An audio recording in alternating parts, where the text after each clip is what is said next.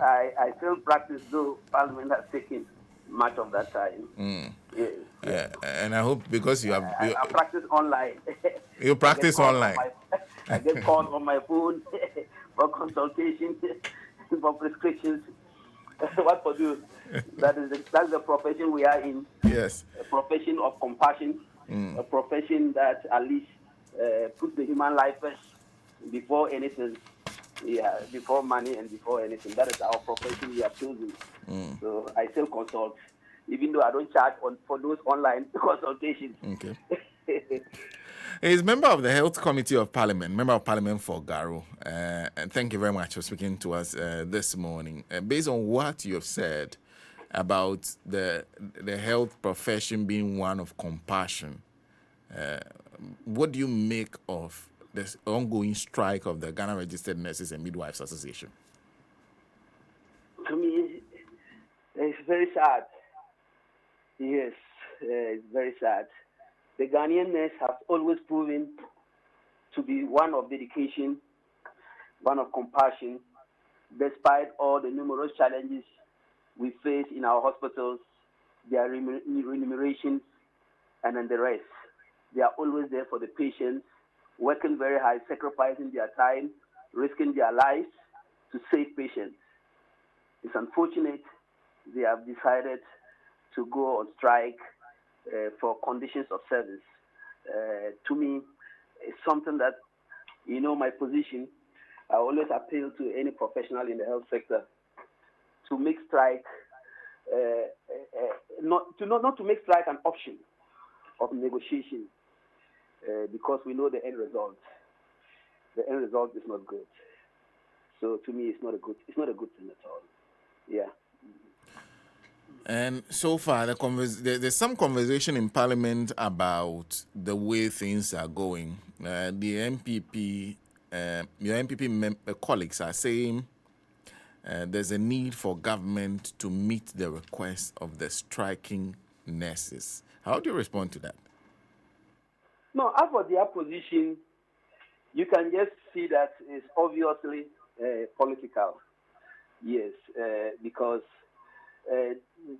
once they are saying government should meet, they, the MPP parliamentary MPs, know the state of the country, know the state of the economy. They know very well the situation in which government is challenged with regards to funding. Just to say that government must meet it, I'll ask, why didn't they meet it in their time? So it begs a lot of questions from them.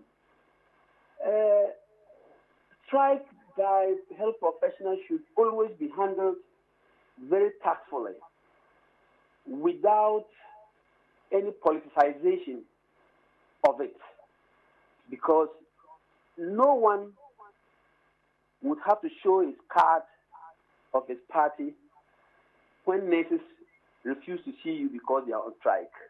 If you will die, like many unfortunate people have died, they are so rest in peace, you will die because they are not there to help the doctors, the radiologists, the lab scientists, and the rest to give you the needed treatment. Because at the end, they are the last persons, the people who really work on the patient directly.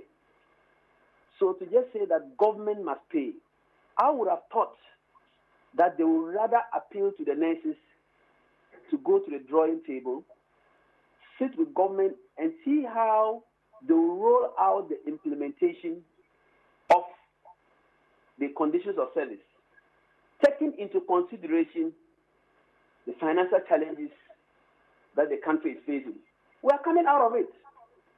We are coming out of it because situation has improved to an extent that the value of the salary of the nurses and everybody in Ghana, the value of everybody's salary in Ghana has appreciated markedly. And government is saying, if we give too much into fulfilling this immediately, we'll derail that effort. And the value of our salaries again would sink.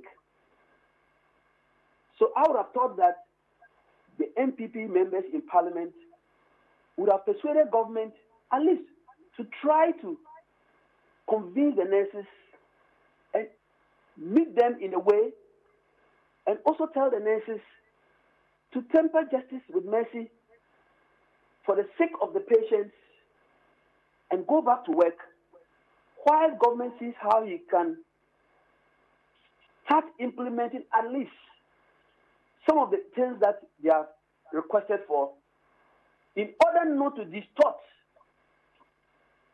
the finances and the economy as a whole. Let me be honest. They deserve conditions of service. I don't dispute that. And they need to be given. I remember during COVID, we were all dependent on them. Even their allowances for risk, some of them did not get. Some nurses died because of COVID. Meanwhile, staff of the Information Service, Ministry of Information, were getting risk allowance. I remember that very well, and I sympathize with them. Nurses deserve conditions of service. But let's be honest as patriots. If all cannot be met, what can we do to show that there's good sign? And the ministry has shown a good sign, has shown good faith. Let's sit and see how we would implement it. But to give all at once would dislocate the progress we are making in getting prices fall. That indirectly would give more value to your salary for now, including any Ghanaian who is taking salary. So I didn't really like the tone of their press conference, as if they were citing the nurses against government. It's not government. When you cite health professionals against government, it will affect the innocent ones. And actually, it's affecting. Because I know my friend who is a doctor, whose sister is sick, and he's taking care of him in the house. How many people can benefit from that? They can't. Let's be persuasive. Let's appeal to the nurses. Let's ask the MPs a question. Why didn't they implement the whole condition of service after May? They claim somebody took it to court, an injunction. Can we ask, why did that person take it to court for an injunction? Is it that like hypothetically, is it that somebody triggered it for it to go to put an injunction on it to delay because they hadn't got funds to pay? The fact is clear. The government is open. The government is transparent. The government is not saying he won't pay.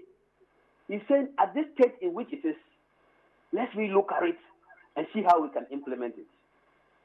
So I will appeal to my dear colleagues, health professionals, the nurses. Please, a lot of damage is being caused on Ghanaians. I know most of you, I know even all of you are not happy you are sitting home. You are not. You are not happy to hear that the ward that you attend to, somebody has come there and died. I know you are not happy because some of you contribute money even to take care of patients. I know you are not happy. Government is appealing that come to the drawing table. Let's see how we can draw a roadmap on how to implement this. Let's attend to the patients whilst all of us would help you get government, get these conditions of service implemented. That is what I would beg my nurses to do.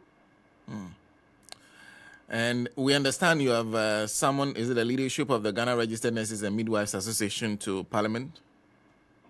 Is that accurate? I won't call it a sermon. Okay. Though when Parliament calls you, it's mandatory. Yeah. It's an invitation we are giving as people, as the people's representatives, and in the health committee.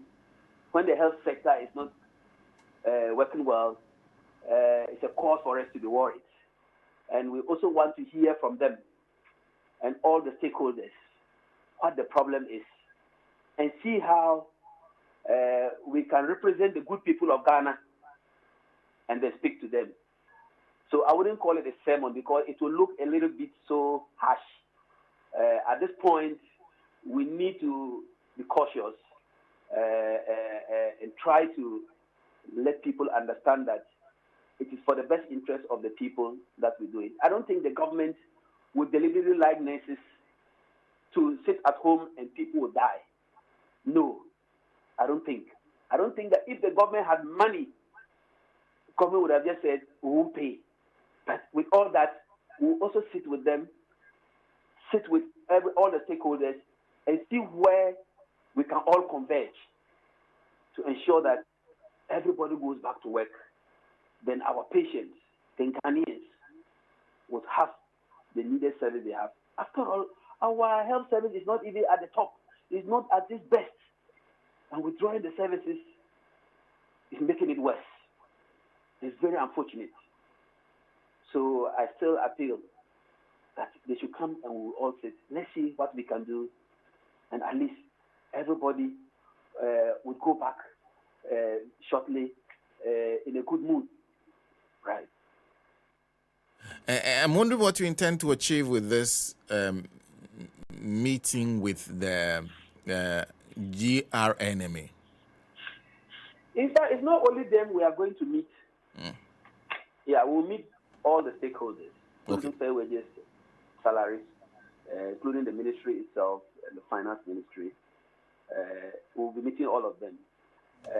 I'm just a member of it. When we meet and finish, we'll know what we have done. It's all in the effort to solve the problem, because we represent the people, and we must ensure that the committee we belong to, the institutions or the ministries under us are working seamlessly. So once there's a problem there, we are bound to come in. Whatever we do to make sure we understand the real issues and get the parties understand each other, it is our mandate to do it.